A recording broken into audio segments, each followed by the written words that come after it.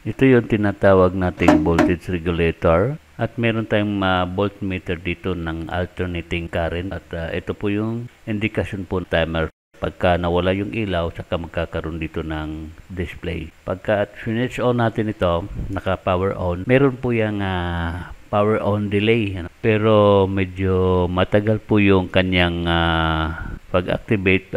Pwede na rin natin yung pindutin yung kulay verde para ma-bypass po yung kanyang timer. Sa nakikita ko, bagsak po yung kanyang voltahe. Popokus ko lang po yung voltmeter. Ayan po. So ito hindi umabot po ng 220. Bagsak po yung kanyang voltahe. Nasa 190 volt po lamang. Ayan, patayin muna natin.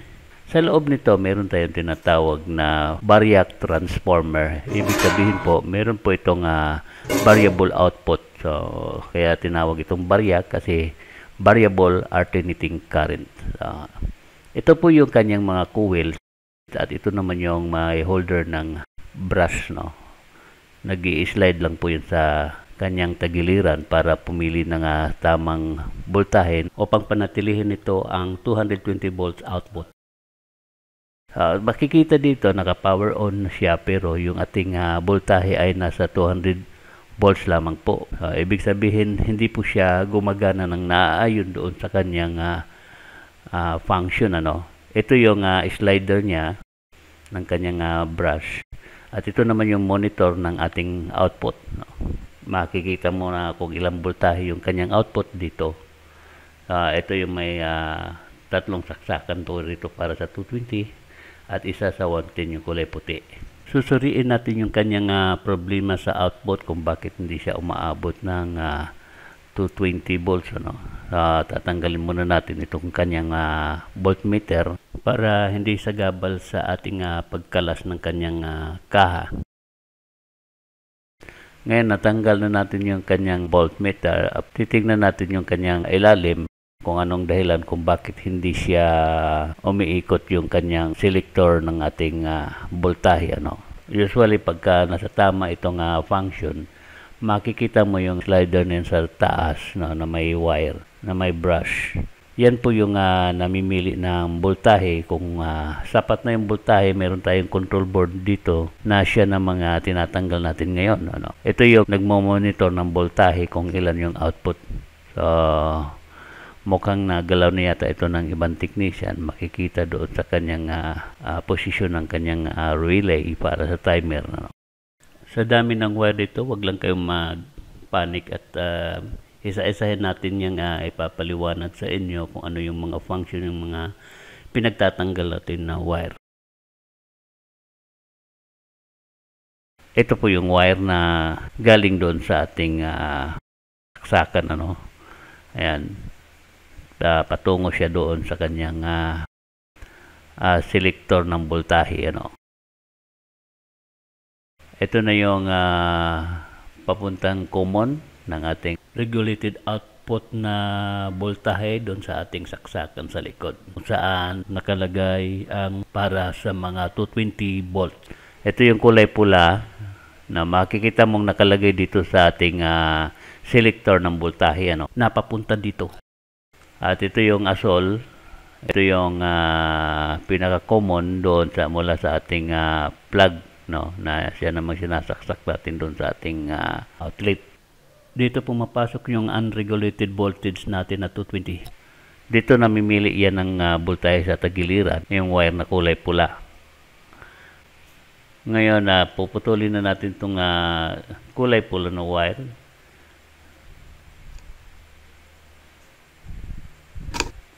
Ito yung secondary output po ng ating variac transformer. Ito na mga asol.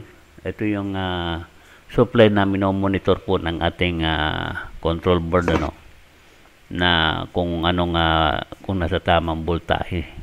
So, pagka nagkulang siya ng mga dadagdagan po ng voltahe ng ating variac, yung ating nagkulang na voltahe, kaya gagalaw po yung ating selector ng ating voltahe para i-correct yung kulang na voltahe. So ito naman po yung terminal ng ating motor. Yung kulay dilaw na yan na wire, hindi po tayo basta-basta magpuputol niyan. Titingnan natin kung anong tamang posisyon po ng ating dilaw na wire, no? Kasi dapat pinag-iba yung kulay nito para hindi tayo maligaw ng connection. So kailangan sisilipin natin sa ilalim kung saan patungo yung dalawang wire na kulay dilaw po. Kailangan po kasi malaman natin sa limit switch po kasi ito nakalagay, at kailangan malaman natin alin dito sa dalawa yung nasa high at low na limit switch. Meron po kasi naka-install dito na mga micro switch sa ilalim. So, kailangan tanggalin natin muna itong mga tornilyo bago natin ito masilip sa ilalim. Magkapareho po kasi yung kulay ng ating wire, kaya hindi tayo basta-basta makakaputol nitong dalawang ito. Ngayon natanggal ko na yung tornilyo.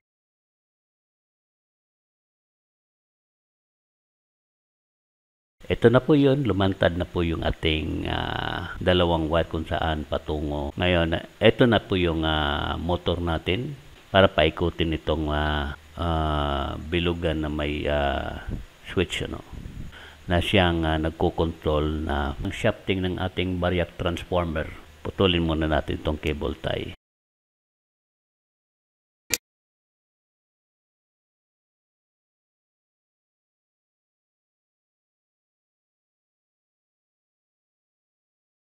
Ngayon, pwede na tayong magputol ng isang wire dito sa dalawang dilaw na ito nang ma-trace natin kung saan nanggagaling itong isang wire na to.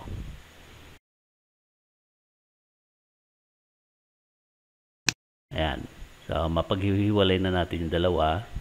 Ayun.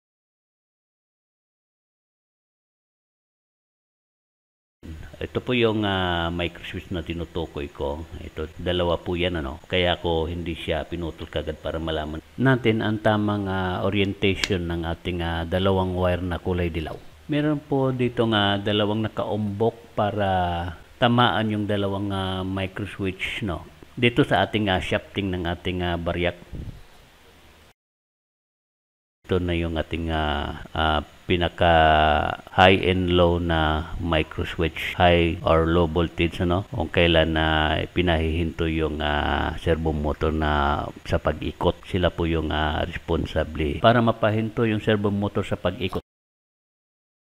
Yung kulay itim na to, ito naman yung common, at ito yung dalawang wire na huli nating pinutol. At ito naman yung wire po ng ating servo motor, na kung baliktarin mo yung polarity, babaliktad po yung ikot, ano. So, depende po sa polarity, orientation ng polarity natin dito. Ito na yung ating motor. Susubukan natin paikutin gamit ang 12 volts battery ng mula sa motorcycle ko pala. Pag sinabing motor kasi hindi mo alam kung di gasolina o di kuryente. Motorcycle po. So, yan po yung battery na mula po sa aking motorcycle. Paikutin na natin. Kitang-kita po natin, ano, ayaw umikot nung carbon brush doon sa ating variac. Baliktarin naman natin, baka naman na-stack up na sa isang direksyon.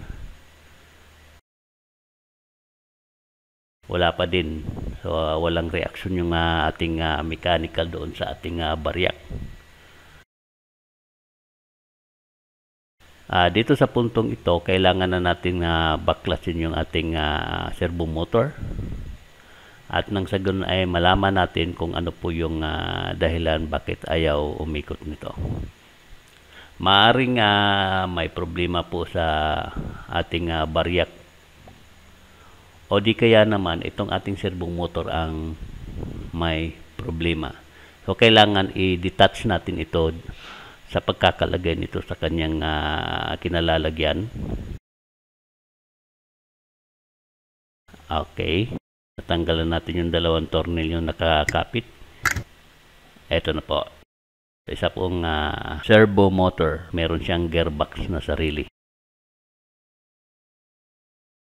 So, kaya siya nagde-drive nung baryak na slider. Ngayon bubuksan naman natin tong kanyang gearbox sa harapan ng ating servo motor.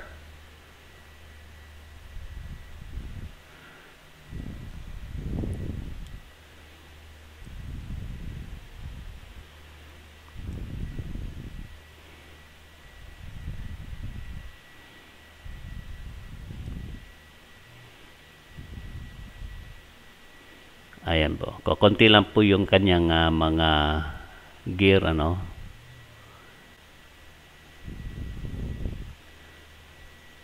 kailangan na maingat tayong magtanggal nitong mga gear na to.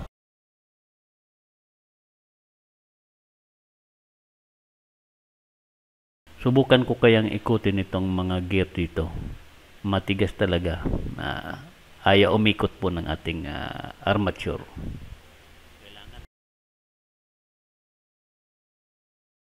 Kailangan nakahilira ang pagtanggal natin dito para hindi tayo maligaw, Baka mamaya ma-rumble natin yung tatlong gear. Gamit ang long nose, lalapag natin yung mga gear, tatandaan lang po natin yung arrangement ng gear. Meron pong mga bushing yan na maliliit, Ayan, tinanggal ko muna yung isa. Ngayon yun pala ang dahilan kung bakit ayaw umikot, naka-stack up pala talaga mismo yung ating servo motor.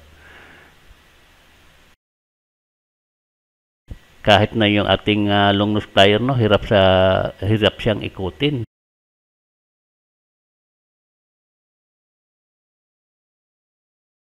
Ito pala yung dahilan, kaya pala ayaw mag-adjust ng kanyang voltahe yung ating baryak. Pilitin natin ikutin yung armature. Armature po kasi yung nasa gitna na yan ayaw umikot. Ayan, napaikot na natin. Ngayon ibalik na natin yung mga bushing na maliliit. Saka naman natin ibalik yung kanyang mga gear. Pero dapat natandaan natin ito yung una nating huling nilapag, yun ang una nating ilalagay. Tapos yung pangalawa. Pero dapat may mga langis pala, Lalagyan natin ng langis para nang sa ganun hindi kakalawangin yung mga shafting natin dito, para hindi magkaroon ng problema sa ating mechanical ng ating gear.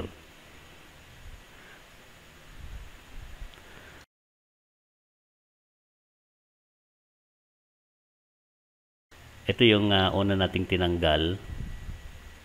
Ang siya naman nating pinakahuling ilalapag. Ito na yung atong langis na naman uli.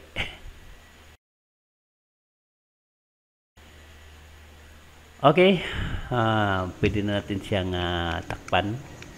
Balik natin yung pinaka front niya na gear na siyang magde-drive doon sa ating baryak na mekanismo.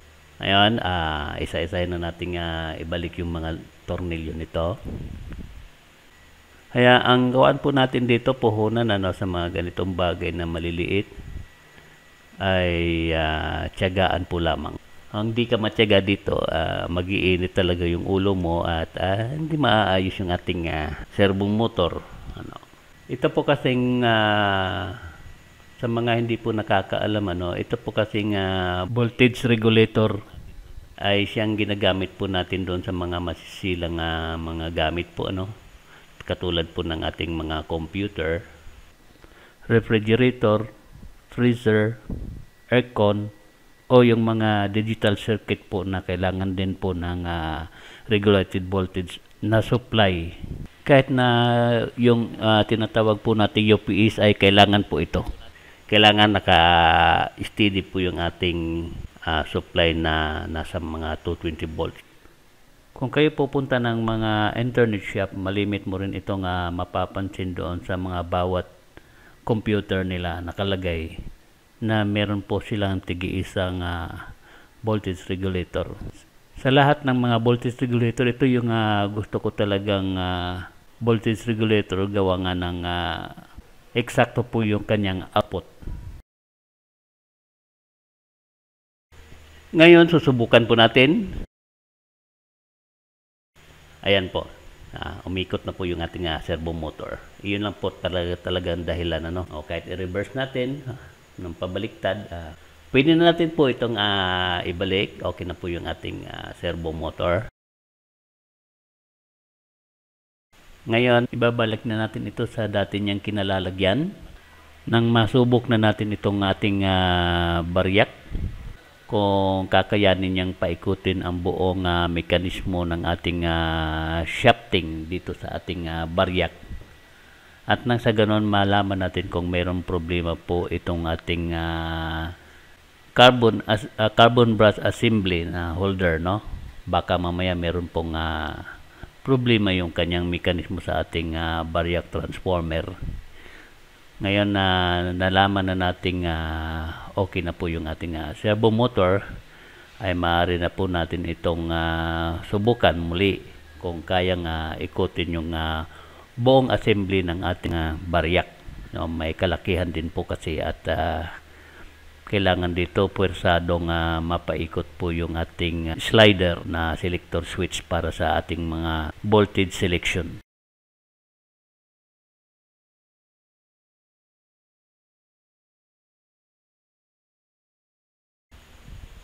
Higpit na lang natin ng maigi.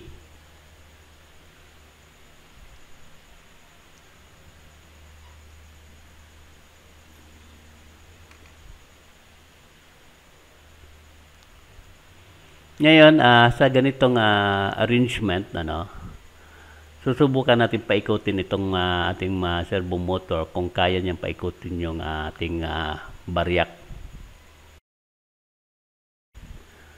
Ito na, umikot na po yung ating baryak.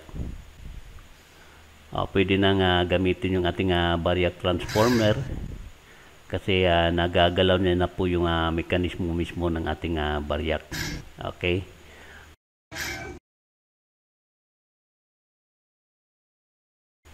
Pwede natin ibalik lahat. Siyempre, bago natin mailagay itong mga wire, lagyan muna natin ito ng mga tingga, yung mga dulo ng ating wire. No?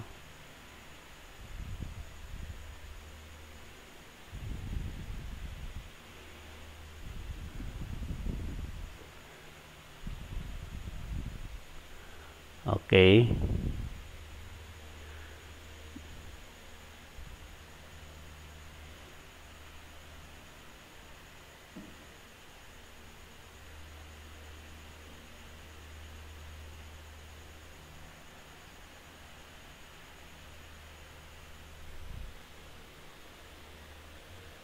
Para lang din tayo naglalaro dito. Nalagay na natin yung wire ng ating yung common ng ating dalawang micro switch para sa high and low voltage, no. Meron kasi tayong maximum minimum. Halimbawa kung sumobra yung ating pag-ikot, nag-malfunction yung ating carbon brush, di ma-detect yung voltahe, meron tayong limit switch para pahintuin yung pag-ikot ng ating servo motor. Ito yon ang ang nagbabantay sa pag-ikot ng ating servo motor. Ito naman yung wire natin, no, ng servo motor. Ayan. Kailangan nasa tamang polarity po. Yung dating polarity ng pagkakalagay dapat wag baliktarin. Makokorek po ng tama po yung voltahe ang nailalabas ng ating baryak transformer.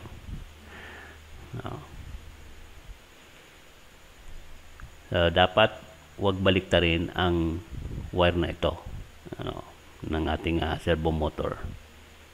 Ang magbabaliktad lang po talaga dyan ay yung ating control board.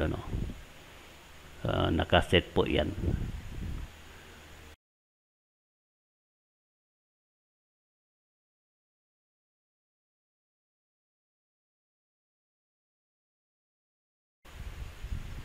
Ngayon, ito namang dalawang wire na dilaw, yung kanina, yung pinakahuling pinutol natin, ikakabit na rin natin. Huwag din baliktarin itong dalawang to kahit na magkapareho sila ng kulay ano. Limit switch po 'yan para sa high saka sa low. Kung wala kasi ng ganyan baka ikot ng ikot yung ating servo motor kung magkaroon man ng malfunction yung ating carbon brush, siya yung magpapatigil ng pag-ikot. Okay, natapos na nating mailagay yung wire na kulay dilaw. Ito namang supply na kulay pula, no? This time itong kulay pula na to, kahit naman baliktad yan, walang problema kasi dumaan po yan ng rectifier. Baliktaran po yan, walang problema dahil supply lang ito ng board na i-convert po ng rectifier mula sa alternating current na gagawing direct current. Okay.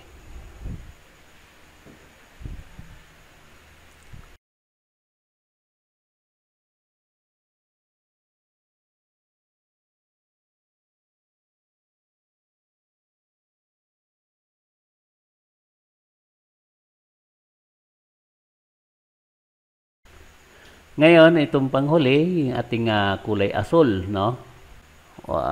Ito, wag lang nating pasiguro lang wag lang natin baliktarin kung ano yung pagkakalagay na ng arrangement dati. Baka mamaya meron siyang dahilan. Pero dapat kasi kung hindi pwedeng baliktarin, dapat magkaiba yung kulay ng ating wire, no? So, pag nagkamali po tayo din ng nabaliktad, baka may epekto doon sa ating performance ng ating voltage regulator. So, mas mainam na wag na lang natin baliktarin itong kulay asul kung ano yung pagkakalagay dati. Dito hindi ako ganong sigurado dito sa dalawang asul na ito. Baka mayroong pacing, minomonitor yung pacing. Mas mainam ng ganito pa rin yung arrangement. Yung pula, pwede mong baliktarin kasi alam naman natin nasa rectifier lang yan nakakabit. Sa baliktaran lang po. Siyempre, yung terminal ng ating servo motor, hindi pwede rin baliktarin yung polarity.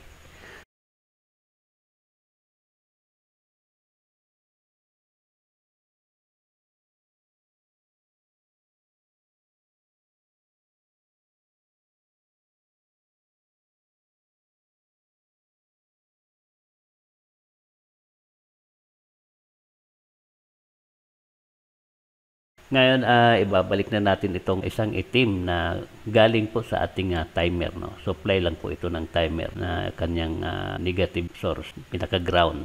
Dalawa po yung kulay itim na wire dito, no? Yung isa para sa common ng ating limit switch, dalawang micro switch kasi yung naka-install. Ito namang itim na to ay ang supply para sa ating timer, no? Yung power on delay timer.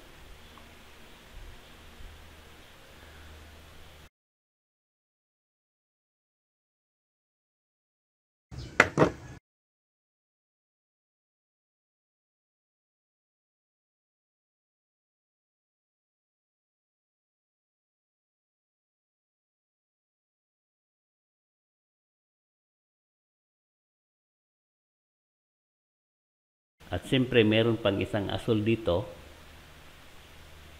Yung isang kulay asul na yan, asan na ba yun? Ito. Kunin ko. Ayan. Supply din po ito ng ating, kung ano yung positive supply ng ating timer or on delay. Lalagay na rin natin. Yung malaking kulay pula na wire na yan na kung saan nakalagay doon sa ating timer relay, yan po yung regulated voltage na galing po sa ating baryak. Ngayon, kompleto na natin yung connection nito. Pwede na natin ibalik yung kanyang board doon sa pagkakabit doon sa ating baryak. Dalawang tornilyo lang yan.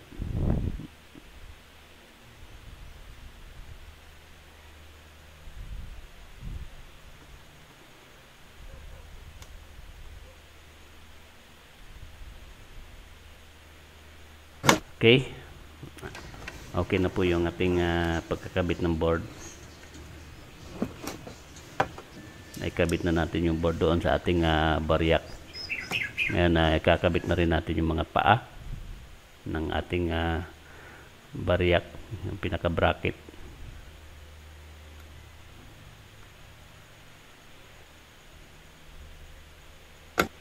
Sumunod naman itong kanyang front panel. Kakabit na natin.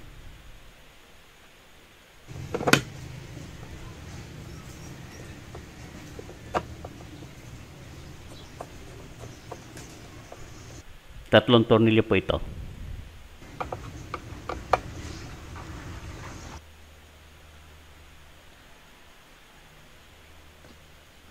Okay. Ngayon, subukan nating paanda rin. Pero bago tayo magpaanda nga pala, bago natin makalimutan itong voltmeter, ilagay muna natin sa tamang kalalagyan. Walang problema po dito sa ating voltmeter, kung mabaliktad natin yung dalawang wire. Baliktaran lang po din kasi yan. Dahil ang nagsusupply ng kuryente po diyan ay alternating current. So, wala tayo pong alalahanin dyan sa ating polarity diyan. Okay, sasaksak na natin.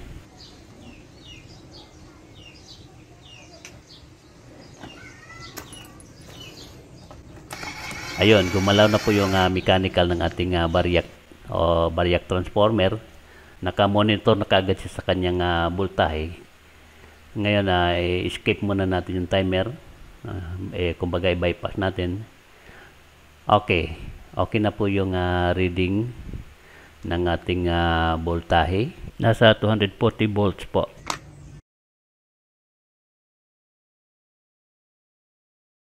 Ipo-focus ko lang para makita natin ang tama. Ayan po.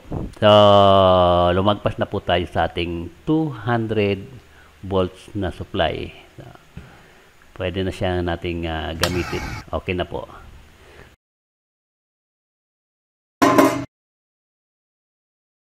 So, ito po yung paborito kong voltage regulator.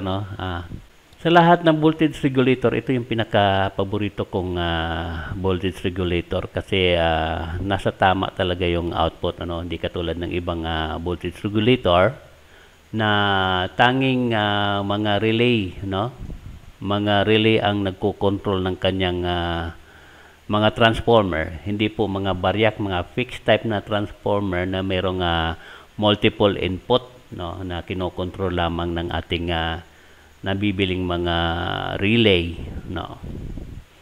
Samantalang ito, mismong automatikong namimili ng voltahe doon mismo sa ating baryak transformer. Maraming salamat po sa panunood at pagpalain po tayo ng ating may kapal. Siyang makapangyarihan sa lahat.